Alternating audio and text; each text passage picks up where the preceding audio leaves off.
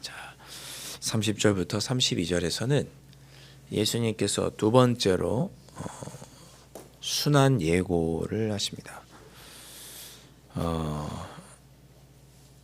이제 어제까지 말씀에서 예수님께서 간질병 환자도 고치신 후에 그곳을 떠나서 갈릴리 지역을 지나가시는 중에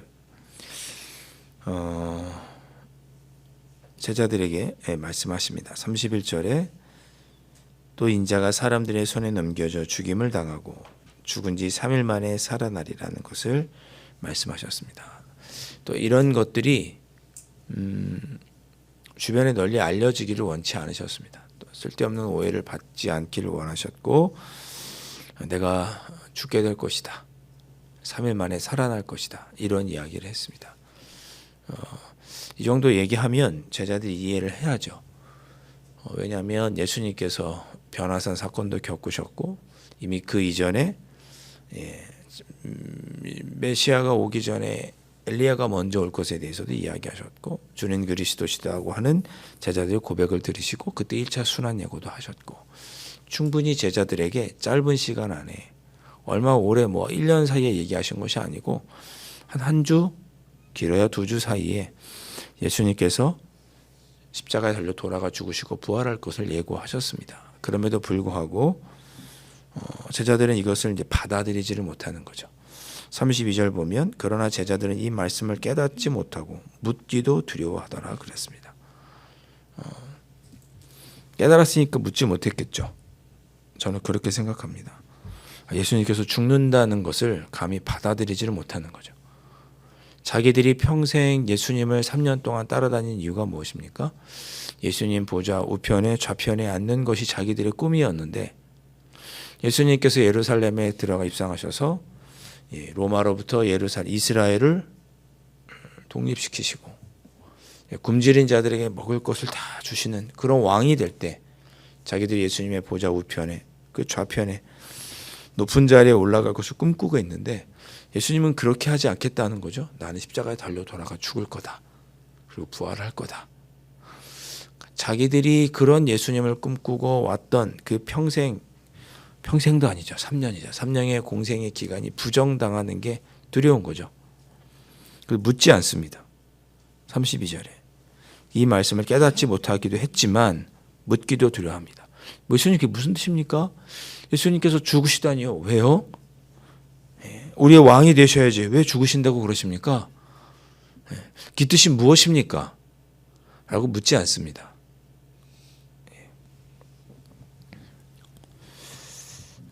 이런 제자들의 모습은 또 우리들의 모습이기도 하죠.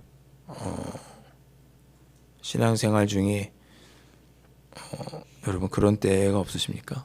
어제도 그런 얘기를 잠깐 했는데, 어떤 뉴스에 났죠. 새벽기도 갔다 오시다가 세 분이 교통사고를 당해서 돌아가셨다는 뉴스가 어젠가요 엊그저께인가요 뉴스에서 봤습니다. 왜 예수님 믿고 신실하게 새벽기도 하는 사람의 끝이 그렇게 허무한 교통사고인가? 여러분이 지금도 새벽기도에 나와서 열심히 우리의 기도하시고 삶의 문제들을 위해서 하나님께 간구하고 있는데, 이것이 헛된 것이라면 어떻게 하지? 이런 두려움. 예수님을 내가 잘 믿었음에도 불구하고 사업이 잘 풀리지 않는다든지, 또 인간관계가 잘 하기 원만하지 않다든지, 가정에 계속 문제가 있고 자녀들이 계속 문제가 있고 한다든지, 왜 예수님을 잘 믿는데 이런 일이 있는 것인지,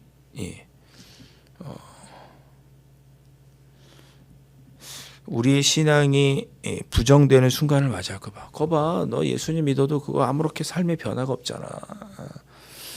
예수님 믿는 거 헛거야. 이런 그런 우리의 신앙이 부정되는 그런 순간을 맞이할까 봐 우리도 두렵진 않은가. 그런 생각을 해보자. 그래서 사도 바울은 뭐라고 얘기했습니까? 그리스도의 죽음과 부활이 없다면 우리 그리스도인들이 이 세상에서 가장 어리석은 사람이다 그렇게 말하지 않았습니까? 예. 제자들도 자기의 평생에 예수님을 믿고 따라온 그 길이 잘못 예수님을 오해했음에도 불구하고 자기가 예수님을 믿었던 그 따라온 3년의 시간이 잘못된 길이라고 부정될까 봐. 아니야. 우리 예수님은 십자가에 달려 돌아가 죽으실 분이 아니야. 왕이 되시고 나는 꼭 고위 높은 직에 올라갈 거야. 이렇들은 자기들의 신념이 부정될까 봐 두려워서 예수님에게 묻지도 못합니다.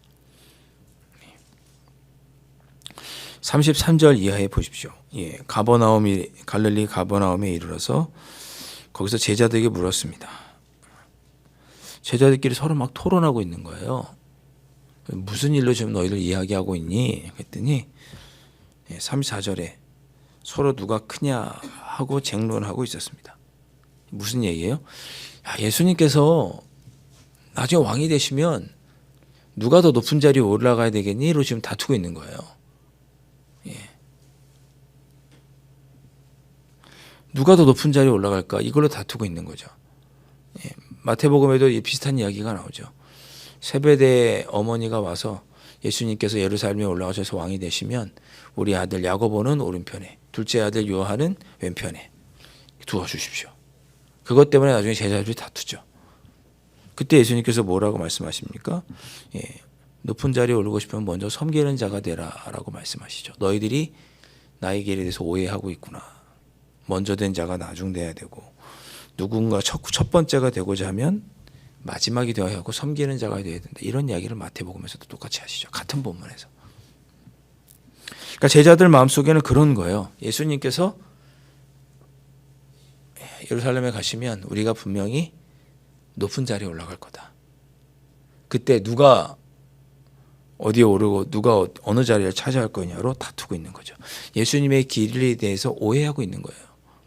예수님은 십자가에 달려 돌아가 죽으심으로 우리 온 인류의 죄를 구원하시고 우리의 구세주가 되시는 메시아가 되시는 것이 예수님의 일인데 제자들은 그렇게 예수님을 이해하지 못했습니다. 예수님께서 3일 만에 죽으시고 부활하신다는 것이 그런 의미라는 생각하지를 못했어요. 그렇게 생각하기도 싫었고 무서웠고 예수님은 무조건 우리의 왕이 되셔야 할 분, 이 땅에 그렇게 생각을 하고 있었습니다. 그런 제자들에게 예수님께서 35절에 예수께서 앉으사 12제자를 불러 이르시되 누구든지 첫째가 되고자 하면 무사람의 끝이 되며 무사람을 섬기는 자가 되어야 하리라 하시고 예수님께서 이 땅에 오셔서 가르치신 것은 너희들이 누군가를 섬기는 자가 되라는 그런 가르침을 가르치셨습니다. 근데 제자들은 거꾸로 생각하는 거죠. 내가 예수님의 뒤를 따르면 언젠가 높은 자리, 섬김받는 자리에 갈 것이다. 이렇게 생각하고 있는 거죠. 그러니까 제자들과 예수님은 정말 잘못된 생각을 하고 있는 거예요. 서로 정말 오해하고 있는 거죠. 그것이 깨어지는 사건이 십자가 사건이고 성령 강림이죠. 그것을 경험하고 난 이후에는 예수님에 대해서 온전히 알게 되지만 그 전까지 제자들은 들어도 온전히 깨닫지 못하는 거예요. 저희들의 신앙생활이 어떠해야 되는가 잘 여러분 생각해 보시기 바랍니다. 우리들도 제자들처럼 우리의 신앙생활에 대해서 오해하고 있는 것은 아닌가. 우리는 예수님의 뜻을 쫓아 살아가는 사람들이지 예수님을 이용해서 내 삶이 잘 되려고 하는 사람들이 아니에요. 예수님을 이용해서 높은 자리에 가고 싶어하는 사람들이 아니죠.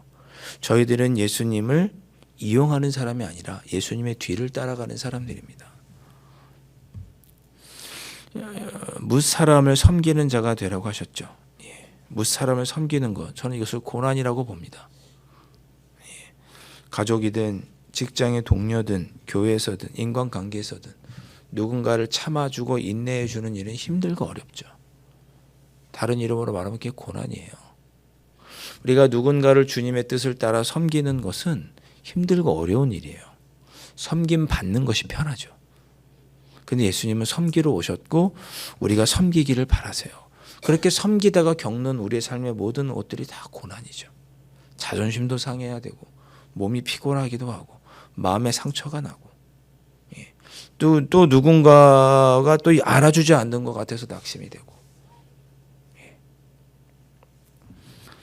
이런 모든 것들이 고난입니다. 예수님은 이 땅에 섬기러 오셨죠. 하늘을 버리시고 이 땅에 오셨고 이 땅에서도 가장 낮고 낮은 말구에 오셨습니다.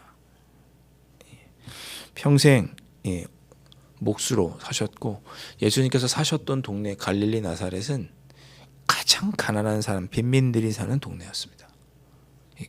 오직했으면 나사렛이란 동네에서 무슨 선한 것이 날 수 있느냐라고 포기했던 동네가 나사렛. 거기서 사셨습니다. 가장 낮은 모습으로. 물론 이 일이 힘들고 어렵죠. 삶의 모든 문제를 다 내려놓고 누군가를 섬기는 낮은 모습으로 사는 것이 힘들고 어려울 것입니다. 그래서 고난입니다. 그래서 고난이에요. 예수님은 그렇게 사셨고 제자들도 그렇게 살기를 원하는데 제자들은 그렇게 살고 싶지가 않은 거죠. 나는 누가 더 높을 것인가에 대해서 다퉜습니다. 그러니까 예수님께서 어린아이 하나를 데려다 놓고 이 어린아이처럼 지극히 작은 자, 그 하나를 섬기는 사람, 그렇게 어린아이처럼 지극히 작은 자를 영접하고 대접하고 섬기는 자가 나를 영접한 것이고 나를 영접한 것은 곧 나를 보내신 하나님을 영접한 것이다라고 예수님께서 말씀하십니다. 그러니 나에 대해서 오해하지 말고 나를 이용해서 너희들의 삶의 문제를 더 높은 곳으로 올라가기 위해서 이용하지 말고 나의 뒤를 따라라. 나의 길을 걸어라. 라고 예수님께서 말씀을 주시는 것이 오늘 본문의 말씀입니다.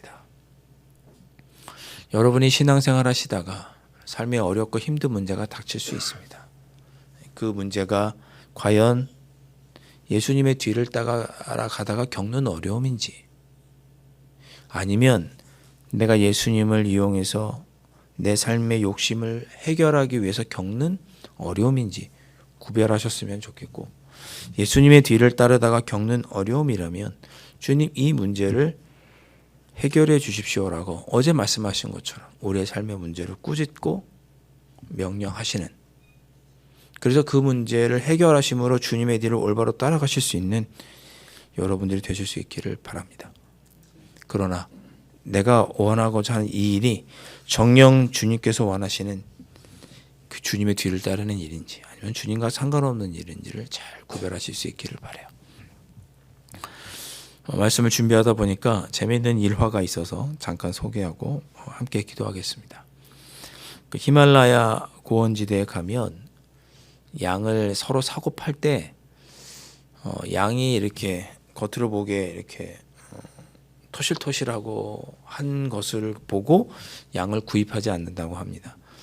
양의 성격, 성향을 보고 그 양을 서로 사고 판대요. 무슨 얘기냐면 양을 한 마리 살려고 하면 그 양을 약간 언덕 비탈에다 이렇게 놓는다고 합니다.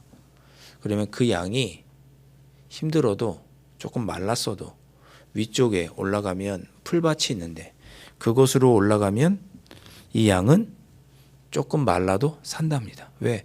이 양은 힘들어도 더 어려운 곳에 가서 풀을 먹으려고 하는 그런 성향이 있는 거죠.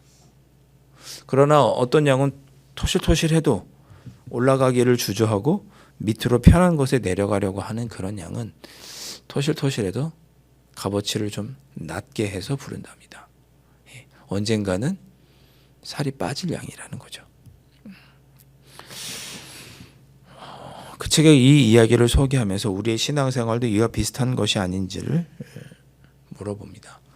우리의 신앙생활은 주님의 뒤를 따르려고 하는 신앙생활인지 그 길이 물론 고난의 길이겠죠. 주님의 뒤를 따르는 일이 그걸 따르려고 하는 신앙생활인지 아니면 예수님을 이용해서 나 편하자고 살아가려고 하는 신앙생활인지를 이 이야기가 우리에게 한번 돌아보게 합니다. 오늘 이 새벽에 주님, 제가 주님의 뒤를 온전히 따를 수 있는 그러한 삶을 살아갈 수 있기를 소망합니다.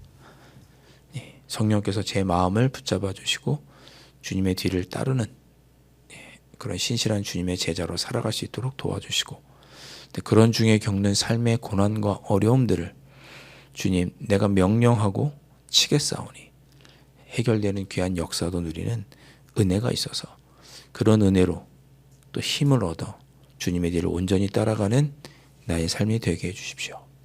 이렇게 기도하시는 귀한 새벽이 될 수 있기를 주님의 이름으로 축원합니다. 기도하겠습니다.